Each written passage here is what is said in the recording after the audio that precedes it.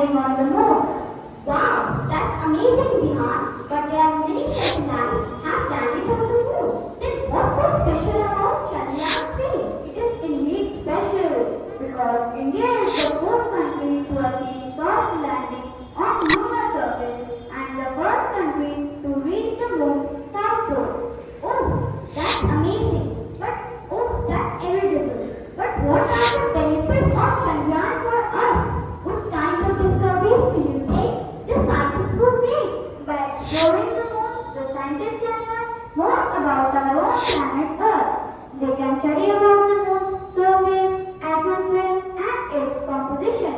Maybe we can find resources for future space missions. Oh, I see. So like we can find water and minerals that could be useful? Yes, exactly. Water on the moon can be used for future space mission and we can discover new minerals.